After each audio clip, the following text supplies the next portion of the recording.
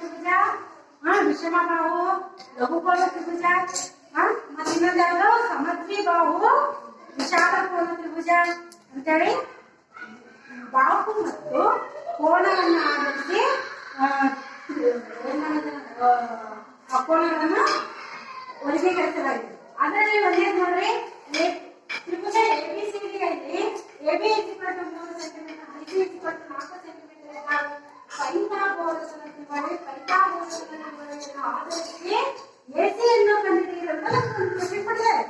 So ಅದು ಏನ್ ಮಾಡ್ಬೇಕಪ್ಪ, ಪೈಥಾಗೋರಸನ ತ್ರಿವಳಿನ ಗೊತ್ತಿಲ್ಲ ಅಂತ ಹೇಳಿ ನಮಗೆ ಮಾಡಕ್ಕಾಗಲಿಲ್ಲ.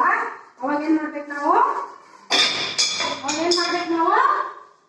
ಒಂದು ತ್ರಿಭುಜನ ತಗೋಬೇಕು. ABC ತ್ರಿಭುಜವನ್ನ ತೆಗೆದುಕೊಳ್ಳಬೇಕು. A ಮತ್ತು BC ತ್ರಿಭುಜವನ್ನ ತೆಗೆದುಕೊಂಡು AB BC AC. ಈ AB ಬಾಹು BC ಬಾಹುಗಿಂತ ದೊಡ್ಡದಾಗಿರುತ್ತದೆ. ಏನಂತ ಹೇಳ್ತೇವೆ ಅಂತ ಹೇಳಿದ್ರೆ ನಾವು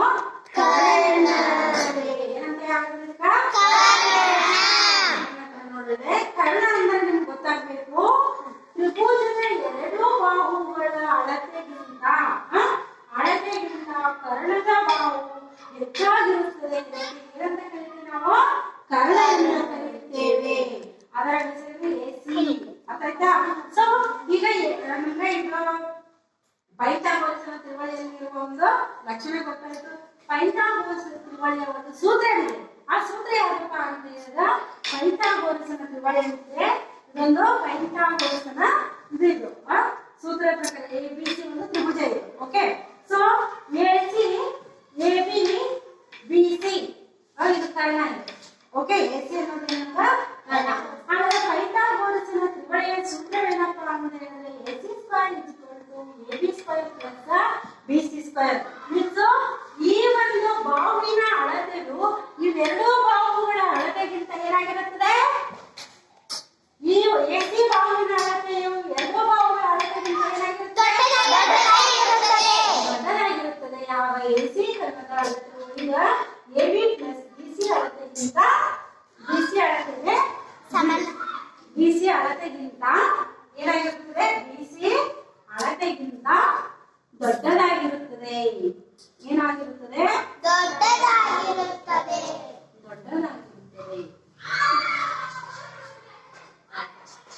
ಓಕೆ, ಹಾಗಾದ್ರೆ ಈ ಒಂದು ಸೂತ್ರವನ್ನ ಆಧರಿಸಿ ನಾವು ಏನ್ ಮಾಡಬಹುದು? ತ್ರಿಭುಜವನ್ನ ಕರ್ಣವನ್ನ ಕಂಡುಹಿಡಿಯಬೇಕು. ಈಗ ಏನ್ ಕೇಳಿದ್ರಪ್ಪ ಅಂತ ಹೇಳಿದ್ರೆ AC ಕರ್ಣವನ್ನು ಕಂಡುಹಿಡಿಯಬೇಕು. AB ಕೊಟ್ಟಿದ್ದಾರೆ.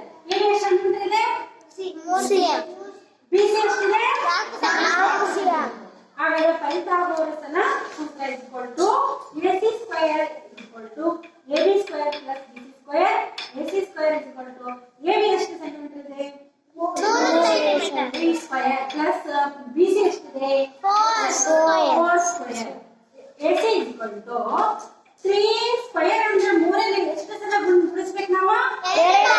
ಹಾಗಾದ್ರೆ 3 × 3 ಎಷ್ಟು? 9 + 4 ಯಾವ ಸಂಖ್ಯೆ? ವರ್ಗಮೂಲ ಸಂಖ್ಯೆ. ಇದು ವರ್ಗಮೂಲ ಸಂಖ್ಯೆ. ಇದು 4 2 ಸಲ ಗುಣಿಸಿದ್ರೆ 16 ಬರುತ್ತದೆ. AC = 9 + 16 25. ಹಾಗಾದ್ರೆ AC ಅನ್ನು ಇಲ್ಲೇ ಇಟ್ಕೊಂಡು ಈ ಸ್ಕ್ವೇರ್ ಅನ್ನು AC √ of 25 ಆಗುತ್ತೆ. √ of 25 ಆಗುತ್ತೆ.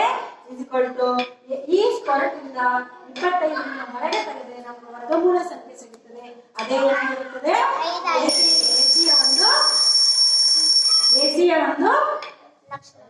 AC ಯ ಒಂದು ಅಳತೆ ಆಗಿರುತ್ತದೆ.